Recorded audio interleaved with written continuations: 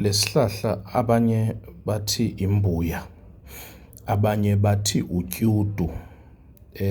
Siyaphekwa nje kakhulu emakhaya, kwenziwa ngaso imfino. Uma kuwukuthi ekhaya nihlangene mhlambe nikhumbula mhlambe abantu abadala, noma mhlawumbe kunomsebenzi eniwenzayo, noma nje niyaziphekela nje ngoba nakuwukuthi nikhumbula imfino.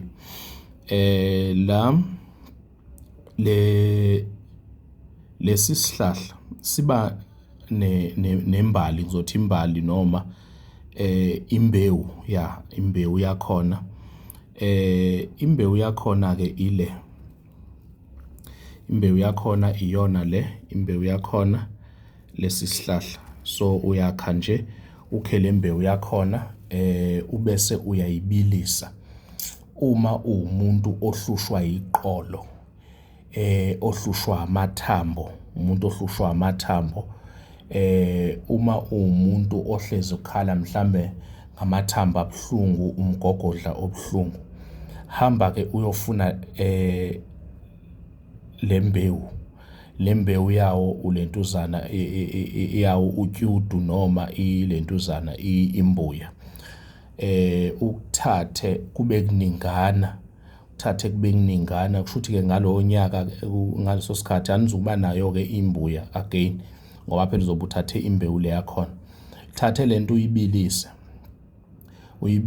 Uma uwumuntu okhala kakhulu ngomgogodla, umgogodla wakho uyavutha, uyaqaqamba, ubuhlungu, amathambo abuhlungu, into nje eyithambo ebuhlungu, thola nangotyudu noma imbuya, imbali yakhona.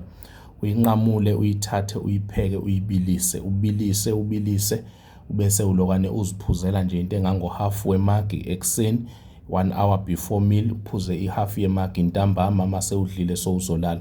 Lokho kuyokusiza ekuthenini lelo qolo lelo likuphethe elivutha amalangabi ngathi libaselwe umlilo liphele. Nama-joint lawa aqaqambayo, ama-joint omzimba aqaqambayo aphele, namadolo lawa ahlezi eqaqamba abuhlungu kube ngathi ashiswa umlilo, azophela, ukwazi ukuthi uphile ube right, uzenzele izinto zakho. Noma kuthiwa futhi umzimba wakho uyawuzwa ukuthi mhlambe iy'nyawo zakho zinesikhathi sokushisa, izophela yonke leyo nto. Sikulapha ngalezi zinto ey'nganakekile ozeqe emgwaqweni noma endleleni, ukuze ukwazi ukuthi uphile ube right, ngoba yonke into idalwe uNkulunkulu, iyimvelo futhi iyikhambi likaNkulunkulu. uNkulunkulu kaNkulunkulu bulele ekhambini.